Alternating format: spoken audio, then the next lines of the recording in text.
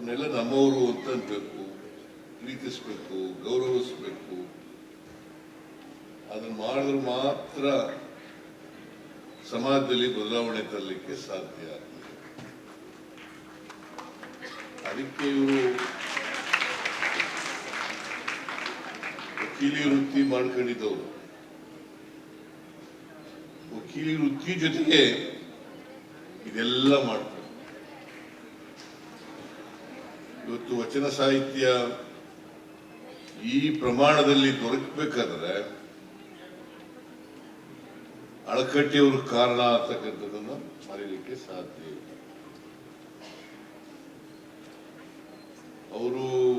ಅವ್ರ ತಂದೆ ಟೀಚರ್ ಆಗಿದ್ದದ್ದು, ಅವ್ರು ಸಾಹಿತ್ಯನೂ ಆಗಿದ್ರು. ಧಾರವಾಡದಲ್ಲಿ ಹುಟ್ಟಿ ಧಾರವಾಡದಲ್ಲಿ ವಿದ್ಯಾಭ್ಯಾಸ ಮಾಡಿ ಆಮೇಲೆ ಹೈಯರ್ ಎಜುಕೇಶನ್ ಅನ್ನ ಮುಂಬೈನಲ್ಲಿ ಮಾಡಿ ಮುಂಬೈಯಿಂದ ಬಂದು ಆಗ ಧಾರವಾಡ, ಬೆಳಗಾವಿ, ಬಿಜಾಪುರ, ಬಾಗಲಕೋಟೆ ಇವೆಲ್ಲವೂ ಕೂಡ ಮುಂಬೈಗೆ ಸೇರಿದ್ರು. ಇವರು ಲಾಯರ್ ಆದಂಥ ಸಂದರ್ಭದಲ್ಲಿ ಇವೆಲ್ಲ ಅಲ್ಲಿ ಸೇರಿದ್ದು. ಈ ಕಡೆ ನಾವು ಹೈದರಾಬಾದ್, ಕರ್ನಾಟಕ ಅಂತ ಕರಿತೀವಲ್ಲ, ಇವೆಲ್ಲ ಹೈದರಾಬಾದಿಗೆ ಸೇರಿದ್ದು. ಆಮೇಲೆ ಮಂಗಳೂರು, ಉಡುಪಿ ಇವೆಲ್ಲವೂ ಕೂಡ, ಬಳ್ಳಾರಿ, ನಮ್ಮ ಕೊಳ್ಳೇಗಾಲ ಇವೆಲ್ಲ ತಮಿಳುನಾಡಿಗೆ ಸೇರಿದ್ದು. ಆಗ್ಲೇನೆ ಆಲೂರು ವೆಂಕಟರಾಯರು ಇವರ ಕ್ಲಾಸ್ಮೇಟ್. ಬಹುಶಃ ಅವ್ರ ಪ್ರಭಾವನೂ ಬೀದಿರ್ಬೇಕು ಇವ್ರ ಮೇಲೆ.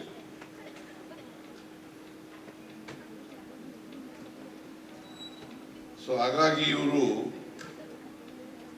ಏಕೀಕರಣಕ್ಕೂ ಕೂಡ, ಕರ್ನಾಟಕ ಏಕೀಕರಣಕ್ಕೂ ಕೂಡ ಶ್ರಮಿಸ್ತಾರೆ. ಇವರು ಒಂದು ರೀತಿ ಆಡ್ಮುಟ್ಟದ ಸೊಪ್ಪಿಲ್ಲ ಅನ್ನೋ ರೀತಿಯಲ್ಲಿ ಇವರು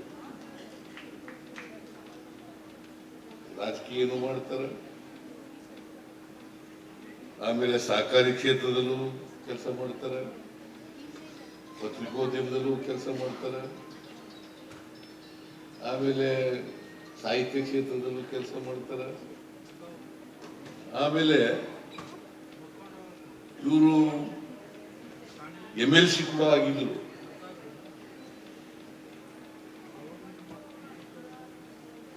ಮುಂಬೈನಲ್ಲಿ, ಮಹಾರಾಷ್ಟ್ರ. ಆಗ ಇವರು 1929 ಇಸ್ವಿನಲ್ಲಿ ಆಗಿದ್ದದ್ದು. ಆಗಿನ್ನೂ ನಾವು 56 ಆದ್ಮೇಲೆ ತಾನೇ ಏಕೀಕರಣ ಆದದ್ದು. ಅಲ್ಲಿವರೆಗೆ ಇವರು ಮಹಾರಾಷ್ಟ್ರದಲ್ಲಿ ಇದ್ರು. ಸೊ ಅಲ್ಲಿ MLC ಆಗಿದ್ರು. ಆಮೇಲೆ ರಾಜಕೀಯದಲ್ಲಿ ಮುಂದುವರಿಲಿಲ್ಲ. ಮತ್ತೆ ರಾಜಕೀಯದಲ್ಲಿ ಚುನಾವಣೆ ನೀತಿಗಳನ್ನು ಮಾಡಲಿಲ್ಲ. ಅವರು ಇದನ್ನೇ ಶಿವಾನುಭವ ಅಂತ ಒಂದು ಪತ್ರಿಕೆ ಮಾಡಿಕೊಂಡು ಅದನ್ನೇ ಮುಂದುವರಿಸಿಕೊಂಡು ಹೋಗ್ತಕ್ಕಂಥ ಕೆಲಸವನ್ನು ಮಾಡಿದರು.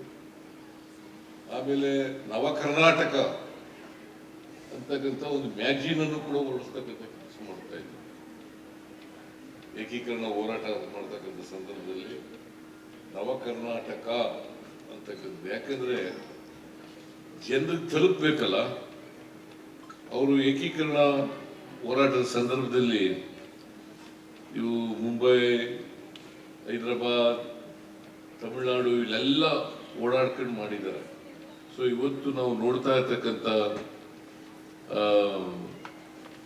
ಕರ್ನಾಟಕ ಇದೆಯಲ್ಲ, ಅದು ಏಕೀಕರಣ ಆಗೋಕ್ಕಿಂತ ಮುಂಚಿತವಾಗಿ ಇರಲಿಲ್ಲ. ಏಕೀಕರಣ ಆದಮೇಲೆ ಇಷ್ಟೊಂದು ವಿಶಾಲ ಕರ್ನಾಟಕವನ್ನು ನೋಡಲಿಕ್ಕೆ ಸಾಧ್ಯ ಆಗ್ತದೆ. ಅದಕ್ಕೆ ಈಗ ತಂಗಡಿಗೆಯವರು ಹೇಳಿದ್ರು, ಕರ್ನಾಟಕ ಅಂತ ನಾಮಕರಣ ಆಗಿ 50 ವರ್ಷಗಳಾಗೋಯ್ತು. ಇದು 51ನೇ ವರ್ಷ. ನಾವು ಅದಕ್ಕೆ ಈ ವರ್ಷದ ಇಡೀ ವರ್ಷ ಹೆಸರಾಯಿತು ಕರ್ನಾಟಕ, ಉಸಿರಾಯಿತು ಕನ್ನಡ.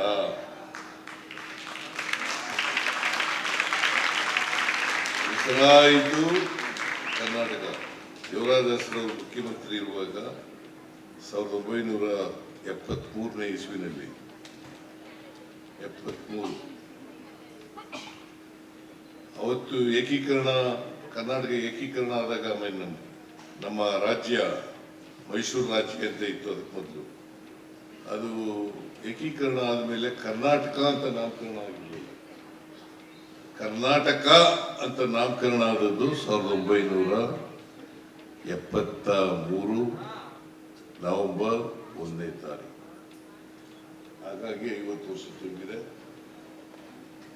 ಈ 50 ವರ್ಷದಲ್ಲಿ ನಾವು ಇಡೀ ಈ 50 ವರ್ಷದ ಸುವರ್ಣ ಮಹೋತ್ಸವವನ್ನು ನಾವು ಆಚರಣೆ ಮಾಡ್ತಾ ಇದ್ದೀವಿ. ಸೊ ಇದೇ ಸಂದರ್ಭದಲ್ಲಿ ಇವತ್ತು ಕಳೆದ 3 ವರ್ಷದಿಂದ ಅಳಕಟ್ಟಿಯವರು ಬಹಳ ಶ್ರಮ ಪಟ್ಟಿದ್ದಾರೆ. ಇಡೀ ಜೀವನದಲ್ಲಿ ಕೂಡ ಬಹಳ ಶ್ರಮ ಪಟ್ಟಿದ್ದಾರೆ. ಅಷ್ಟು ಸುಲಭದ ಕೆಲಸ ಅಲ್ಲ. ಇವೆಲ್ಲ ಶೇಖರಣೆ ಮಾಡೋದಿದೆಯಲ್ಲ, ಅದು ಆ ಏಕಾಗ್ರತೆ ಇತ್ತಲ್ಲ, ಆ ಬದ್ಧತೆ ಇತ್ತಲ್ಲ, ಆ ಬದ್ಧತೆ ಇದ್ದವರು ಮಾತ್ರ ಇಂಥ ಕೆಲಸ ಮಾಡಲಿಕ್ಕೆ ಸಾಧ್ಯ.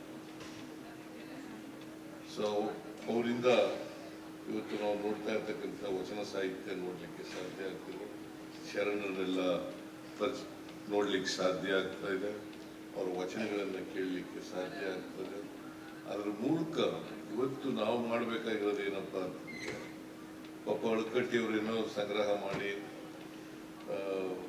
ವಚನಗಳನ್ನೆಲ್ಲ ಇದು ಮಾಡಿಸಿ ಪ್ರಿಂಟ್ ಮಾಡಿಸಿ ಎಲ್ಲ ಮಾಡೋದು. ನಾವು ಮನುಷ್ಯರಾಗಿರ್ತಕ್ಕಂಥ ಪ್ರಯತ್ನ ಮಾಡಬೇಕು. ಅದನ್ನೇ ಬಸವಾದಿ ಶರಣರು ಬಯಸಿದ್ರು. ನಾವೆಲ್ಲರೂ ಕೂಡ ಮನುಷ್ಯರಾಗಿ ಬಾಳ್ತಕ್ಕಂಥ, ಪರಸ್ಪರ ಪ್ರೀತಿಸ್ತಕ್ಕಂಥ, ಗೌರವಿಸ್ತಕ್ಕಂಥ ಕೆಲಸವನ್ನು ಮಾಡಿ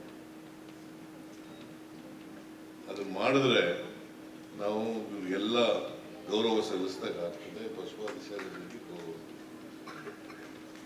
ಕೆಲಸ ನಾವು ನೀವೆಲ್ಲ ಮಾಡೋಣ, ಮನುಷ್ಯರಾಗಿರ್ಬೇಕು. ಇವನಾರವ ಅಂತ ಹೇಳ್ಬಿಟ್ಟು ಇವ್ ನಮ್ಮವನಲ್ಲ ಅಂತ ಅಂದ್ಬೋದು. ನಾವೆಲ್ಲರೂ ನಮ್ಮವರು ಅಂತ ಅದನ್ನು ಮಾಡಿದ್ರೆ ಇವ್ರಿಗೆ ಗೌರವ ಸಲ್ಲಿಸಿದಾಗ ಅದೇ ಉದ್ದೇಶ ಅಲ್ಲ ಅವರಿಗೆ. ಈಗ ಹೆಣ್ಮಕ್ಳು ಇದಾರಲ್ಲ, ಇಲ್ಲಿ ಬಹಳ ಜನ ಹೆಣ್ಮಕ್ಳು ಕೂತಿದ್ದೀರಿ.